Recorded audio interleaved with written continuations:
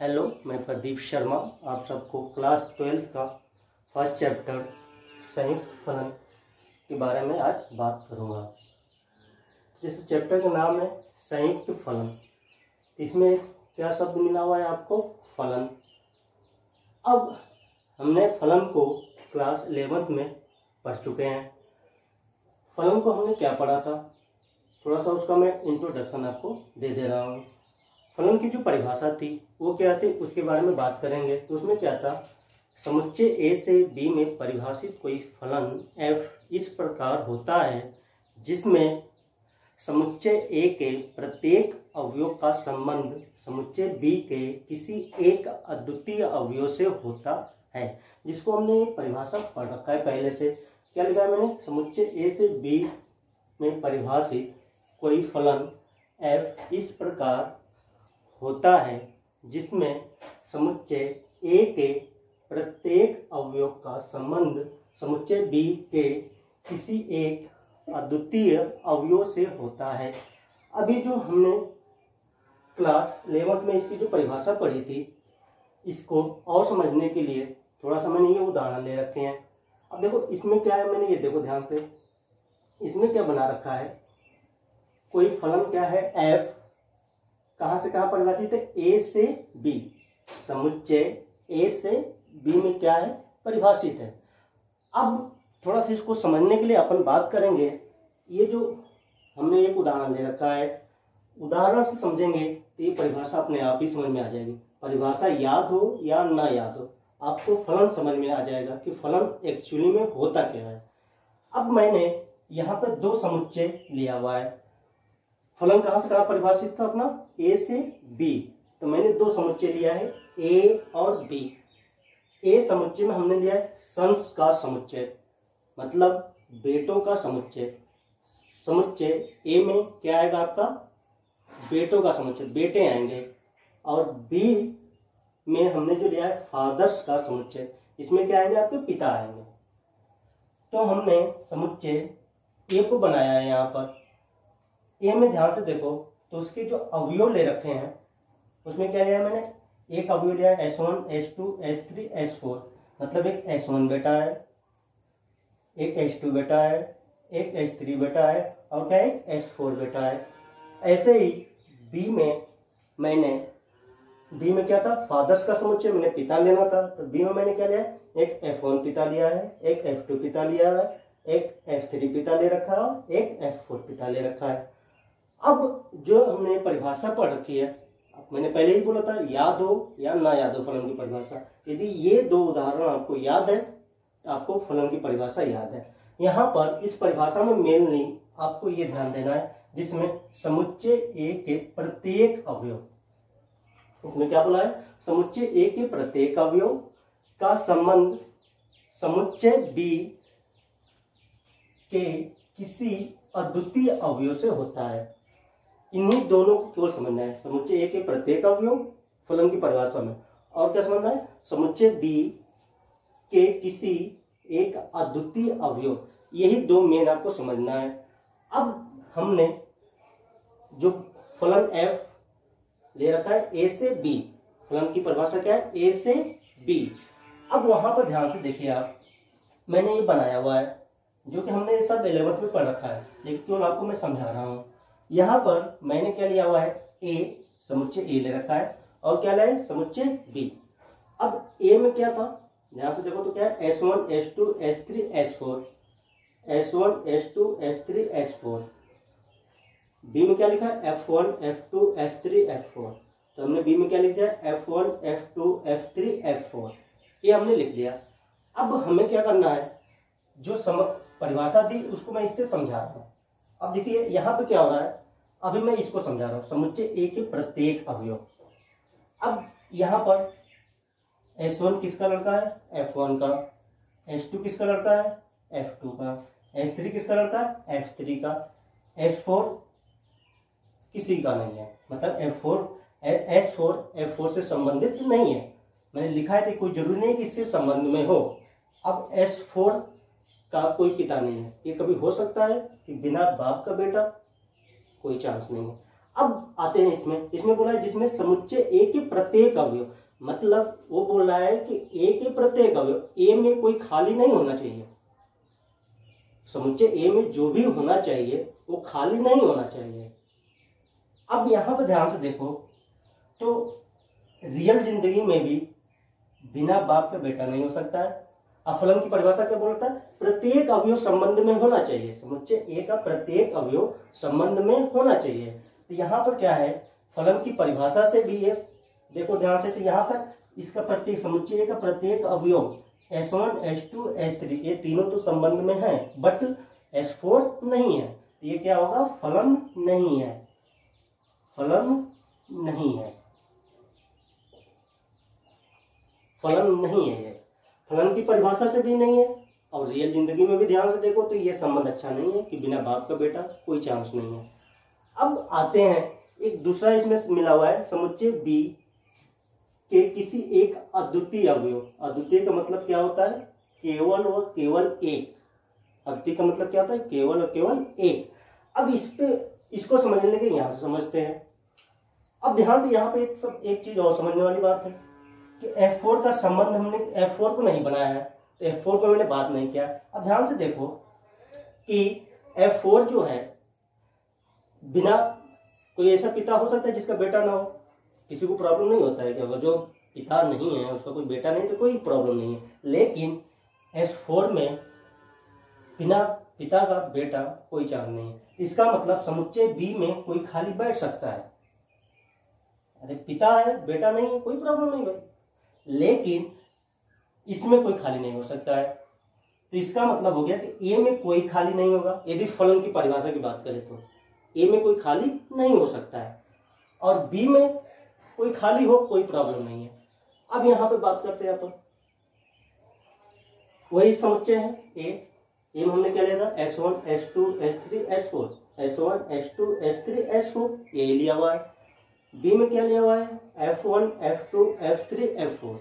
संबंध बनाने का प्रयास कर रहा हूं, मैंने संबंध S1 का F1 से बना दिया, S2 का F2 से बना दिया, S3 का F3 से बना दिया, S3 का F4 से बना दिया। अब ध्यान से देखो इसमें क्या हो रहा है कि S1 F1 का है कोई प्रॉब्लम नहीं है, S2 F2 से कोई प्रॉब्लम में नहीं। देखा देखो ध्यान से, यहाँ पर S3 के एक पिता F3 भी है और S3 का एक पिता क्या है, F4 भी है। ये हो सकता है कभी कि एक लड़के के दो बाप, कोई चांस नहीं है, प्रॉब्लम हो जाएगा, एक लड़के के दो पिता नहीं हो सकते। अब ध्यान से देखो, अब इस लाइन पे आता हूं मैं, समुच्चय बी के किसी एक अद्वितीय से होना चाहिए, मतलब जो समुच्चय ए के अवयव हैं अद्वितीय होना चाहिए, मतलब केवल एक से ही संबंध में होना चाहिए, केवल एक से ही संबंध में होना चाहिए। अब S3 का क्या हुआ, अद्वितीय नहीं है, क्यों, क्योंकि बी में ये F3 से भी है और किसा F4 से, एक से होता तो ये फलन होता। रियल जिंदगी में भी आप ध्यान से देखो तो एक लड़के के दो बाप नहीं हो सकते हैं, और फलन की परिभाषा से भी आपको पता चल रहा है यहाँ पर कि समुच्चय बी के किसी एक अद्वितीय अवयव से होता है, तो यहाँ पे अद्वितीय नहीं है तो फलन। अब देखो यहाँ पे S4 खाली है, एक सेकेंड के लिए ध्यान से देखो, तो मैं S4 का संबंध F2 से बना दे रहा हूं, S4 का संबंध किससे बना दिया, F2 से। तो अब F2 का कितने बेटे हो गए, S2 हो गया और S4 हो गया, तो कोई प्रॉब्लम है यहाँ पर, नहीं है प्रॉब्लम।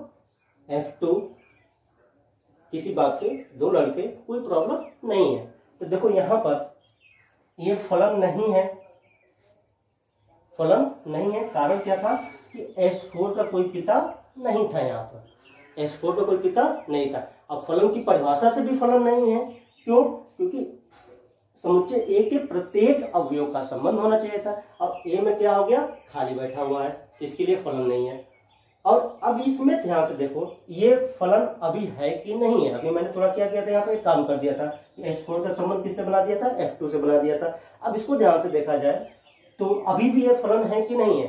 अब देखो S1 का F1 पिता है, कोई प्रॉब्लम नहीं, H2 और H4 का F2 पिता है, कोई प्रॉब्लम नहीं है। लेकिन H3 के ध्यान से देखिए आप, तो क्या हो रहा है, F3 से भी संबंध में है और H3 का F4 से संबंध में है। एक लड़के के दो पिता नहीं हो सकते, और फलन की परिभाषा से भी ये फलन नहीं है, क्योंकि समुच्चय B के किसी एक अद्वितीय अवयव से होता है। यहाँ पे क्या है, आपका अद्वितीय नहीं है, एक से नहीं है, ये भी क्या है, फलन नहीं है। अब थोड़ा सा बात कर लें, एक और उदाहरण के तौर पर मैं यहाँ पे ले रहा हूँ। यहाँ पर आपका कोई A और B है, A और B है। यहाँ पर मैंने वही लिया है S1, S2, S3, S4, F1, F2, F3, F4 है। अब देखो ध्यान से, मैं बना रहा हूँ यहाँ पर, थोड़ा सा बनाने का प्रयास कर रहा हूँ। S1 का F1 से बना दिया, S2 का और S3 का इससे बना दिया, और S4 का F3 से बना दिया संबंध। यहाँ पर आप इस पे बात करते हैं कि फलन होगा कि नहीं होगा। फलन की परिभाषा याद हो या ना याद हो, आप इसको डायरेक्ट बता सकते हो कि ये फलन है कि नहीं है। इधर बेटों का समुच्चय ले लो, इधर पिता के समुच्चय ले लो, और आप डायरेक्ट बताओगे, आपकी फलन याद हो नहीं याद हो, हमें कोई प्रॉब्लम नहीं होगा वहां पे। अब देखो ध्यान से, S1 F1 का लड़का है, कोई प्रॉब्लम नहीं। H2 F2 और H3 F2। अब एक पिता के दो लड़के हैं, कोई प्रॉब्लम नहीं। S4 F3 से, मैंने F3 का लड़का कौन है, S4 है। अब F4 यहाँ पे खाली बैठा है, पिता ऐसे भी होते हैं जिनके लड़के नहीं होते हैं, तो ये क्या है, फलन है, फलन है। तो अब आज के बाद से आपको फलन की परिभाषा याद हो या ना याद हो, इधर आप बना लो बेटों का समुच्चय, इधर बना लो पिता का समुच्चय, और उनका संबंध बना के देख लो, तो आप बता सकते हो कि फलन है कि नहीं है। अब हम बात करेंगे थोड़ा सा और आगे चलकर, फलन इतना छोटा नहीं है, क्योंकि पूरा फलन का ही पूरा अपना मैथ ही है। तो यहाँ पर बात करेंगे कि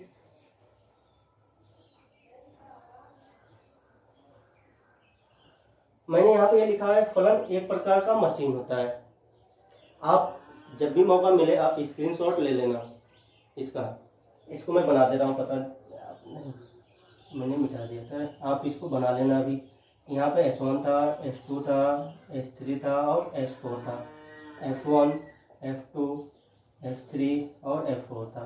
मैंने S1 को F1 से बनाया था, S2 का F2 से बनाया था और S3 का F3 से बनाया था।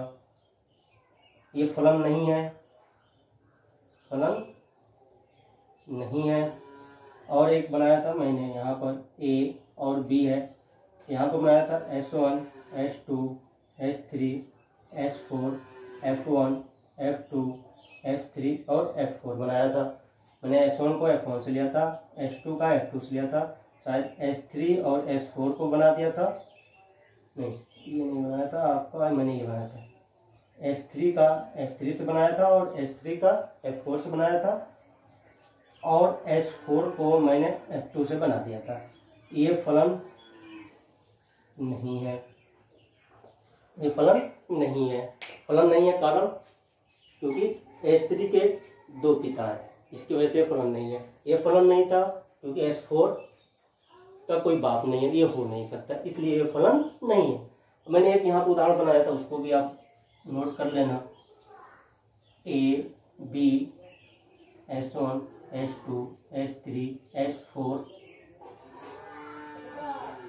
F1, F2, F3, F4, इसको शायद मैंने फलन बनाया था। मैंने क्या था, S1 F1 को लिया था, S2 और S3 का एक ही पिता कर दिया था, कोई प्रॉब्लम नहीं है। S4 को S3 से कर दिया था। अब ये फलन था, फलन है। आप स्क्रीनशॉट ले लेना, मौका मिले तो, हो सकता मैं भूल जाऊं कि आप नोट कीजिए। अब फलन को और डिटेल में समझते हैं, क्योंकि इतना छोटा नहीं है फलन, पूरे फलन को इतना मैथ है।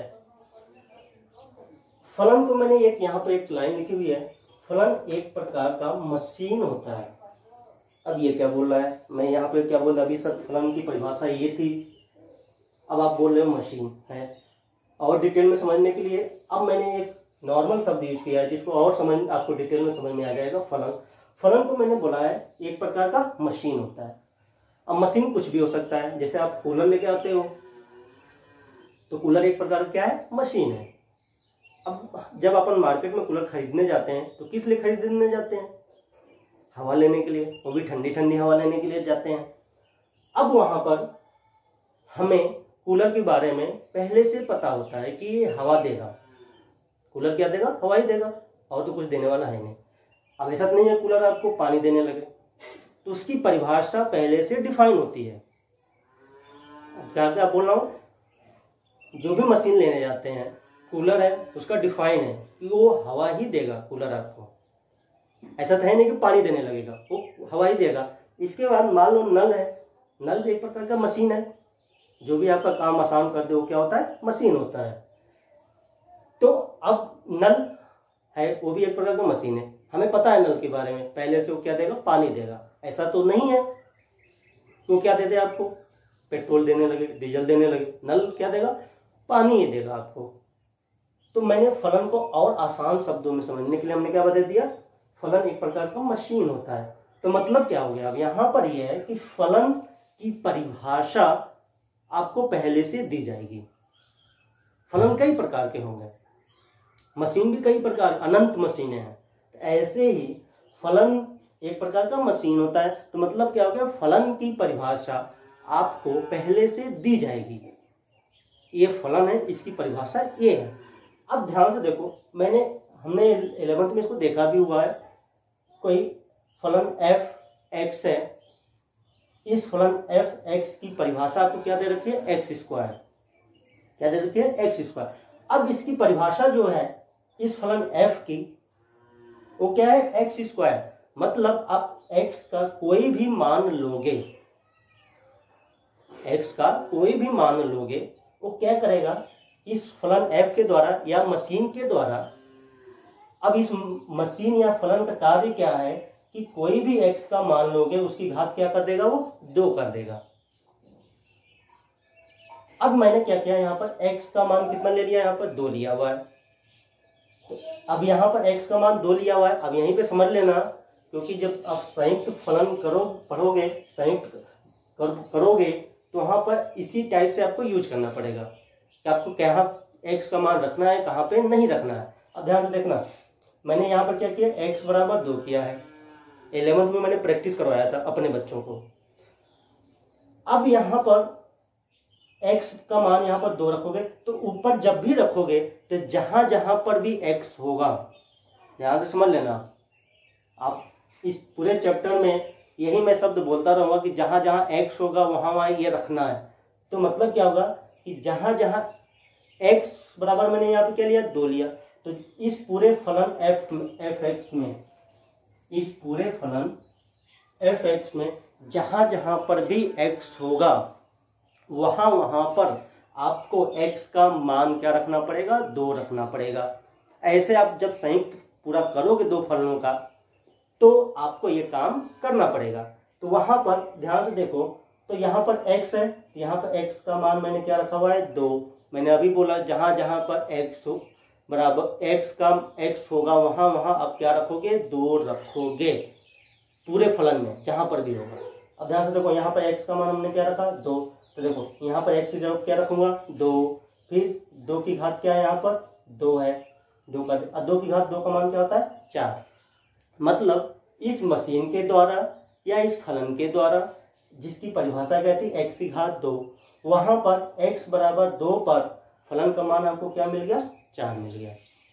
मतलब इस मशीन के अंदर 2 गया, उसमें उसने कुछ मशीन ने कार्य किया और आपने 2 लिया, आपको क्या मिल गया, 4 मिल। मशीन नहीं होता है, कुछ इनपुट करते हो तो आउटपुट आपको मिलता है। और हम जैसे गन्ना होता है, गन्ने को बाहर से इधर डाला जाता है तो इधर क्या निकलता है, गन्ने का रस निकलता है, मशीन अंदर कार्य करती है। ऐसे फलन भी कार्य करता है। जैसे आप पूरी तरह समझ लेना कि फलन एक मशीन ही है। गन्ने का रस ऐसे डायरेक्ट तो मार्केट में मिलता नहीं है, उसको क्या करते हैं, पहले गन्ने को मशीन के अंदर डाला जाता है, उसके बाद बाहर क्या निकलता है, उसका रस निकलता है। तो ऐसे ही इस फलन के अंदर क्या गया, 2 गया, फिर उस फलन के अंदर 2 गया, उसके अंदर उसका कार्य हुआ, कार्य होने के बाद क्या दे दिया आपको, बाहर क्या मिल गया, 4 मिल गया। और आगे मान लो x बराबर 3 बात करूं। अब यहाँ पर अभी मैंने बोला कि जहां जहां अब x होगा 2 रखा था, अब 3 रखते हैं। तो इस फलन में जहां जहां पर भी आपको x होगा वहां आप क्या रखोगे, 3 रखोगे। तो 3 रखोगे तो यहाँ पर देखो 3 की घात क्या होगा, 2 होगा। यहाँ पे 3, मैंने 3 रख दिया। यहाँ क्या है 3, अब रखोगे यहाँ पर 3 रखो, फिर उसकी घात क्या होगी, 2 होगी। तो 3 घात 2 का मान क्या होता है, 9 होता है। अब थोड़ा सा और एक अलग सा उदाहरण लिया है। जैसे फलन की परिभाषा अभी क्या थी, एक्स स्क्वायर, कुछ भी हो सकता है। हमने कई प्रकार के 11th में फलन देखे भी थे, ग्राफ भी बनाए थे। अब यहाँ पर इस फलन एफ एक्स की अपन ये अलग मशीन हो गई। अब इसकी परिभाषा क्या होगी, अलग हो गई, अलग टाइप की मशीन होगी। उसमें क्या, अब एक्स की घात तो क्या कर रहा है, 3 कर रहा है, फिर प्लस 1 कर रहा है। एक्स की घात 3 कर रहा है, फिर प्लस 1 कर रहा है। अब मान लो अभी हमने यहाँ पर इस फलन में x बराबर 2 लिया था, तो इस फलन में हमने क्या दिया था, 4 दिया था। अब यहाँ पर ध्यान से देखो, अब 2 रखोगे तो जहां जहां x होगा अब वहां वहां मैं क्या रखूंगा, 2 रखूंगा। अब 2 रखूंगा तो देखो ध्यान से, यहाँ पर क्या रखूंगा, 2, फिर उसकी घात कितना कर दूंगा, 3। तो देखो यहाँ पर क्या क्या है, 2 की घात 3 प्लस यहाँ पर x तो है नहीं, जो है उसको वहीं पे छोड़ देते हैं। जहां x होगा वहीं पर रखेंगे और अपने तरफ से दिमाग नहीं लगाएंगे। तब यहाँ पर हमने रख दिया। 2 की घात 3 का मान कितना होता है, 8 प्लस 1, 8 1 9। अब ध्यान से देखो, इस मशीन के द्वारा जब हमने 2 डाला था तो क्या निकल के आया था, 4। अब इस फलन में जब मैंने 2 रखा तो बाहर क्या निकल के आया, 9। ऐसे ही मान लो 3 की बात करूं, जैसे 3 तो वहां पर भी निकाला हुआ है, तो 3 पे यहाँ पर जब निकालोगे तो 3 की घात क्या होगा, 3 की घात 3, 3 की घात 3 प्लस 1, 3 घात 3 का मान कितना होता है, 9। 9 नहीं होता है,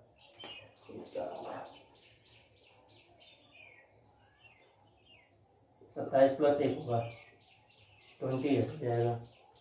3 घात 3 का मान कितना हो रहा है, 27 प्लस 1, ये 28 हो जाएगा। अब यहाँ पर देखो 3 की घात 2 का मान क्या मिला था, 9। 3 पे क्या मिला था, 9। 3 पे इतना क्या मिल गया, आपको 28 मिल गया। अब हमने फलन को थोड़ा सा पढ़ लिया। अब फलन को हमने 11 में जब पढ़ा था तो उसका प्रांत भी निकाला था, सहप्रांत भी देखा था और परिसर भी देखा था। प्रांत भी देखा था, सहप्रांत भी देखा था और क्या देखा था, परिसर। तो हमने कोई फलन ए से बी में लिया है, कोई फलन एफ क्या है, ए से बी।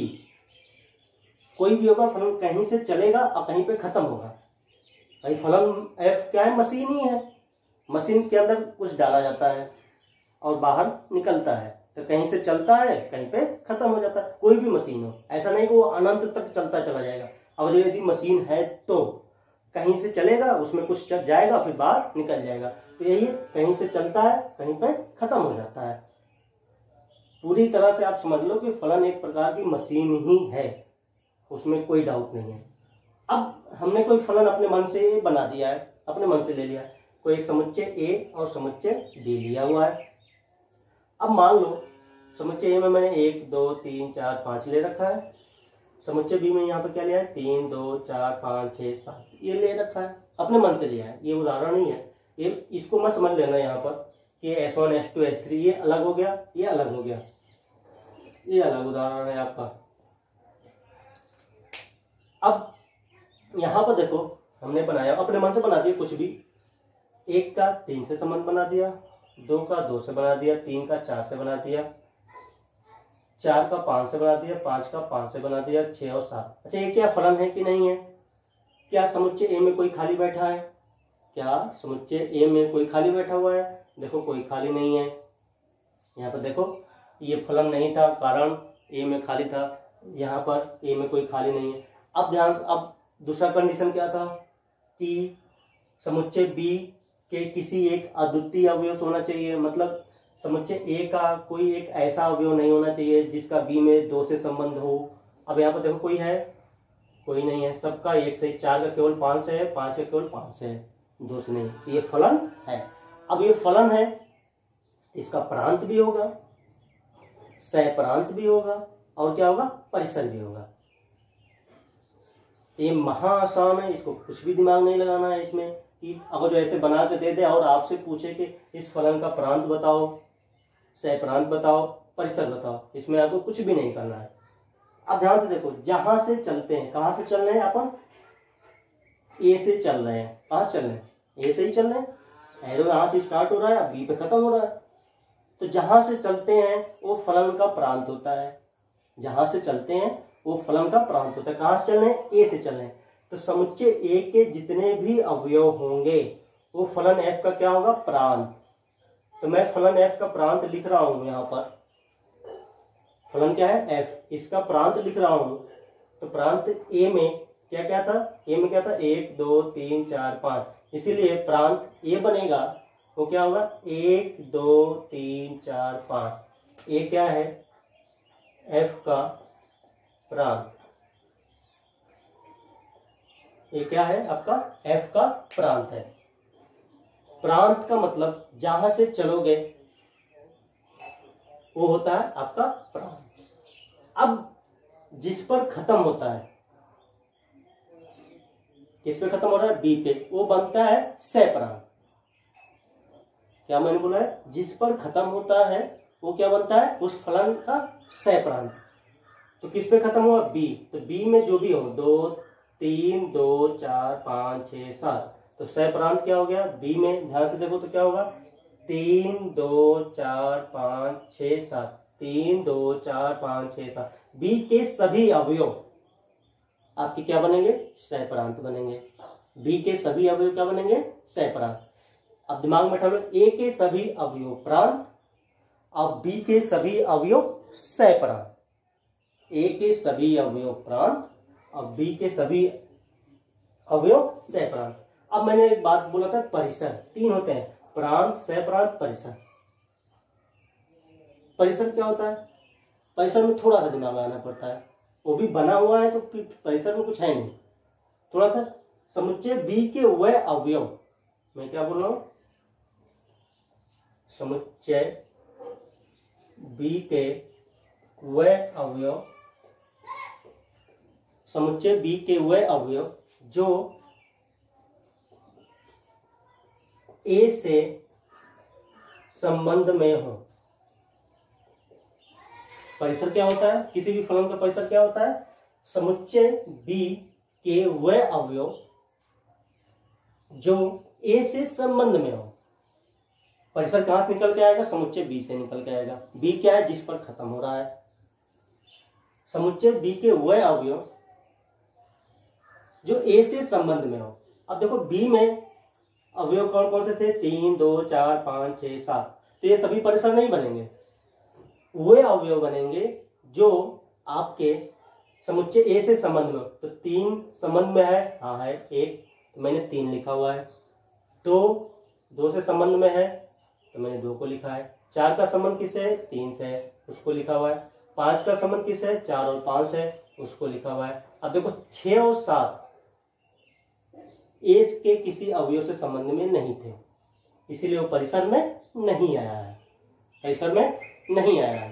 तो आपको क्या करना है, प्रांत, सह प्रांत, परिसर में कुछ भी दिमाग नहीं लगाना है। आपको परिभाषा दी जाएगी, फलन की परिभाषा दी जाएगी। फलन क्या है, मशीन है। फलन क्या है, मशीन है, तो उसकी परिभाषा दी जाएगी। भाई मशीन की परिभाषा हमें पहले से पता होती है, तो फलन की परिभाषा आपको पहले से दी जाएगी। आपको वहां पर दिमाग लगाने की जरूरत नहीं है। बस ये देखना है कि यदि प्रांत, सह प्रांत और परिसर पूछ रहा है तो आपको क्या करना है कि आप यहां पर जहां से चलेंगे वो बनेगा प्रांत, जिस पर खत्म होगा वो बनेगा सह प्रांत। परिसर क्या होगा, समुच्चय बी के वह अवयव जो आपका समुच्चय ए से संबंध में हो, तो ये हो जाएगा परिसर।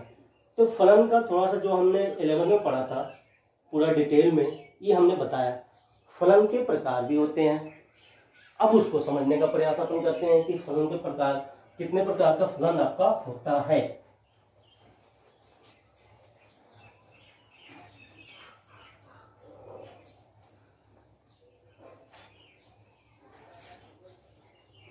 आप स्क्रीनशॉट ले लेना तुरंत ही, मैं पढ़ाने के बाद मेरे, नहीं तो मौका नहीं मिलेगा आपको। याद मुझे भी नहीं रहेगा कि आपसे मैं बोलूं कि आप स्क्रीनशॉट ले लो। अब बात करते हैं अपन कि कितने प्रकार के फलन होते हैं? फलन के प्रकार, ये भी बहुत आसान है, सिंपल सिंपल सा है। इसका यूज हो तो इसको बताना भी पड़ेगा आपको। तो पहले नंबर पे आता है एकैकी फलन। इसको अपन बोलते हैं वन वन फंक्शन। क्या बोलते हैं? One one function. 11th में हमने पढ़ा था, आपका रिवीजन कराना जरूरी है क्योंकि आप स्टूडेंट हो, तो भूलना भी चाहिए आप सबको। नहीं भूलोगे तो अच्छे स्टूडेंट कहलाते नहीं हैं अपन। तो अब मैं बात कर रहा हूँ एकैकी फलन की। इसमें क्या होता है, आप सबकी परिभाषा मैं यहाँ पर जो भी फलन होगा मैं ए से बी ही अभी ले रहा हूँ। अब यहाँ पे कोई फलन ए है और कोई फलन क्या है? बी है। अब एकैकी में मैंने बना दिया इसे, कुछ भी बना लो, अपने मन से ले लो। अब इसको समझो एकैकी, थोड़ा यहाँ से नहीं समझ में आएगा, यहाँ से वन वन। यहाँ पर केवल समुच्चय एक से एक का संबंध होता है। वन वन, एक एक, तो मतलब क्या होगा? एक अवयव का एक से संबंध होगा। एकैकी में क्या होगा? एक अवयव का एक से संबंध में होगा। मतलब 1 का ए से होगा, 2 का बी से होगा, 3 का सी से होगा, 4 का डी से होगा। केवल एक से एक का संबंध में होगा। अब और कुछ भी नहीं है इसमें। एकैकी क्या होता है? एक से एक का संबंध में। सेकंड नंबर पे इसी का होता है बहु एकी फलन। इसको बोलते हैं अपन मेनी वन फंक्शन। क्या बोलते हैं? Many one function. बहु एकी, बहु मतलब एक से ज्यादा, एकी मतलब एक से ज्यादा का संबंध एक से होगा। बहु एकी का मतलब क्या हो गया? बहु क्या होता है? एक से ज्यादा। एकी मतलब क्या होता है? एक से ज्यादा का संबंध एक से होगा। यहाँ पे क्या था? एक का संबंध एक से था, यहाँ पे बहु एकी मेनी वन। मेनी मतलब जानते ही हो, एक से ज्यादा का संबंध क्या होगा? एक से होगा। कैसे होगा? ध्यान से देखो, यहाँ पर ये हमने बना दिया ए बी, यहाँ पर कुछ भी ले लो, 1 2 3 4, ए बी सी डी, ऐसे बना दिया, 3 बना दिया, 4 बना दिया। अब दोनों में अंतर समझ लेना आप सब, क्योंकि यदि फलन एकैकी नहीं होता है तो बहुएकी होता है। क्या मैं बोल रहा हूँ? फलन यदि एकैकी नहीं है तो क्या बनेगा? बहुएकी बनेगा। अभी ये सिद्ध किया जाएगा कि कोई फलन एकैकी है कि नहीं है, ये यूज होगा आपको। मैंने 11th में सिद्ध करवाया था, अपने बच्चों को बोल रहा हूँ, उनको सिद्ध करवाया था। यहाँ पर भी सिखाऊंगा कैसे सिद्ध करते हैं आप कि कोई फलन एकैकी है कि नहीं है। तो यदि फलन एकैकी नहीं होता है तो क्या होता है? बहुएकी होता है। सिंपल सी बात है। तो बहुएकी के लिए कोई नया फॉर्मूला नहीं है कि बहुएकी सिद्ध करना है। आप सिद्ध करोगे एकैकी, यदि वो एकैकी नहीं होगा तो क्या बन जाता है? बहुएकी बन जाता है। बहुएकी मतलब एक से ज्यादा का संबंध एक से होगा। अब देखो ध्यान से, यहाँ पर एक अवयव एक है, एक अवयव 2 है।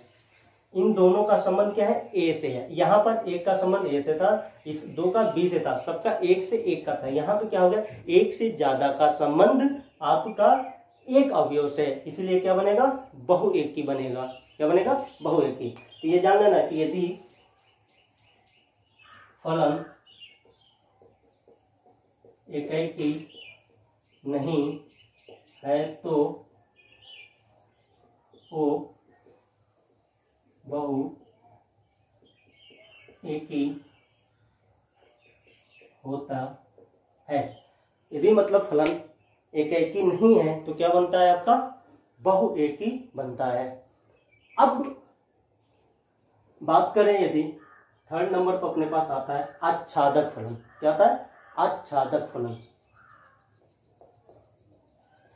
आच्छादक फलन, आच्छादक फलन, इसको अपन बोलते हैं शायद ऑन्टू फंक्शन। अब एक और भी इसमें बता दूं मैं, एकैकी और बहुएकी का जो भी कंडीशन होता है, प्रतिबंध होता है, वो प्रांत पे होता है। यहाँ पर लिख लेना आप सब कि एकैकी और बहुएकी फलन किस पे होता है? प्रांत पर होता है। इसका जो भी कंडीशन होता है, प्रतिबंध होता है, एकैकी और बहुएकी फलन का प्रतिबंध यहाँ पे लिख लेना आप सब, प्रतिबंध प्रांत पर होता है। मतलब आपका जो भी होगा एकैकी और बहुएकी का जो कंडीशन, आप ध्यान से देखो, उसने सह प्रांत पर गया ही नहीं, केवल प्रांत पे ही है। कहां से चल रहे हैं? ए से। ए को क्या बोलते थे? प्रांत। दिमाग बैठा लेना, ए को क्या बोलते थे? प्रांत। यहाँ पर एक से एक का संबंध है, तो ये एकैकी हुआ, इस पे बात ही नहीं किया अभी। अब यहाँ पे देखो ध्यान से, तो यहाँ पे क्या हुआ है? प्रांत पे ही कंडीशन है, प्रांत के दो अवयवों का संबंध एक से हो गया, तो इसीलिए क्या बन गया? बहुएकी। तो इसीलिए अपन बोलते हैं कि एकैकी और बहुएकी का जो प्रतिबंध होता है, कंडीशन होता है, वो किस पे होता है? प्रांत पे होता है। अब यहाँ पर बात करेंगे आच्छादक फलन की, उसको क्या बोलते हैं? Onto function. अब आच्छादक फलन क्या होता है, उसको बारे में सोचते हैं। तो मैं बना रहा हूं ए बी, यहाँ पर मान लो 1 2 3 4 ए बी सी डी, ऐसे मैंने बना दिया। अब ये जो भी कंडीशन होता है, आच्छादक जो कंडीशन होता है वो सह प्रांत पर होता है। किस पे होता है? सह प्रांत। आच्छादक का कंडीशन सह प्रांत पे होता है, एकैकी और बहुएकी का कंडीशन किस पे होता है? प्रांत पे होता है। अब इसमें क्या होता है कि सह प्रांत के सभी अवयवों का, सह प्रांत के सभी अवयवों का संबंध लिख लेना यहाँ पर थोड़ा सा, सह प्रांत के सभी अवयवों का संबंध प्रांत के अवयवों से होता है। आप ध्यान से देखो, तो जो हमने बनाया था कि समुच्चय बी में कोई खाली बैठ सकता है, उसमें कोई प्रॉब्लम नहीं होता है। आपने देखा था F4 खाली बैठा हुआ था, पिता खाली बैठा हुआ था, उसका बेटा नहीं था, तो कोई प्रॉब्लम नहीं हुआ था। तो सह प्रांत में कोई खाली बैठ सकता है, सह प्रांत में कोई खाली बैठ सकता है। लेकिन यदि फलन आच्छादक है, यदि फलन आच्छादक है, तो सह प्रांत में कोई खाली नहीं बैठेगा। तो मैंने इसी लिखा है, सह प्रांत के सभी अवयवों का संबंध प्रांत के अवयवों से होता है, प्रांत के अवयवों से होता है। मतलब सह प्रांत में कोई खाली नहीं बैठेगा, तो उसको क्या बोलते हैं? आच्छादक फलन। यही आपके मेन दोनों यूज होने वाले हैं, एकैकी और आच्छादक। ट्वेल्थ में क्या यूज करेंगे? एकैकी और आच्छादक। और जैसे फलन एकैकी नहीं होता है तो बहुएकी होता है, तो ऐसे ही फलन यदि आच्छादक नहीं है तो क्या बनता है? अंतरक्षेपी। क्या बनता है? अंतरक्षेपी फलन। ये अपने ज्यादा यूज मिलेगा भी नहीं, आपको ना बहुएकी मिलने वाला है, ना ही अंतरक्षेपी मिलेगा। ट्वेल्थ में आपको मेनली दो सिद्ध करने हैं, एकैकी और आच्छादक। अब बात करेंगे अंतरक्षेपी। तो देखो, सह प्रांत में खाली नहीं बैठेगा तो क्या बनेगा? आच्छादक। और खाली बैठ गया तो क्या बनेगा? अंतरक्षेपी। तो जैसे मैं ऐसा कोई बना दे रहा हूं जो खाली बैठ जाए, ए बी, इसी को ले रहा हूं 1 2 3 4, ए बी सी डी। अब जैसे मैं कोई ऐसा बना दिया हूं, ध्यान से देखो, 1 2 3 4 ए बी सी डी। एक का ए से बनाया, 2 का ए से बना दिया, 3 का बी से बना दिया, 4 का सी से बना दिया। अब ध्यान से देखो, तो यहाँ पे सह प्रांत में डी क्या हो गया? खाली बैठ गया। सह प्रांत में डी क्या हो गया? खाली हो गया। तो ये क्या बनेगा? अंतरक्षेपी। तो ध्यान से सुनना, यदि फलन आच्छादक नहीं होता है तो अंतरक्षेपी। इस लाइन को लिख लेना आप सब। कभी कभी जो लाइन बोल दे रहा हूँ आप प्रयास करना कि उसको नोट कर लेना जल्दी से। फलन यदि आच्छादक नहीं होता है तो क्या होता है? अंतरछेपी होता है। फलन यदि आच्छादक नहीं है तो अंतरछेपी। यदि फलन एकैकी नहीं है तो क्या बनेगा? बहुएकी बनेगा। तो ध्यान से बैठा लेना कि एकैकी और बहुएकी का कंडीशन किस पे लगता है? प्रांत से। मतलब एकैकी और बहुएकी आपको किस पे देखना है? किस पे देखना है? प्रांत पे देखना है। वो प्रांत से पता चलता है कि फलन एकैकी है या बहुएकी है। और ऐसे ही जब आच्छादक और अंतरछेपी के बारे में बात करेगा, आच्छादक और अंतरछेपी के बारे में बात करेगा तो आपको सह प्रांत पे कंडीशन देखना होता है कि सह प्रांत में कोई खाली नहीं बैठा तो आच्छादक, खाली बैठ गया तो अंतरछेपी, खाली बैठ गया तो अंतरछेपी।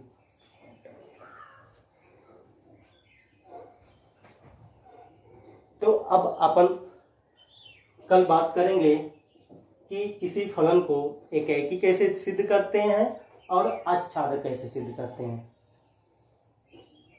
वीडियो लंबा हो जाएगा यदि मैं एकैकी सिद्ध करने का प्रयास करूंगा तो आपको क्या करना है?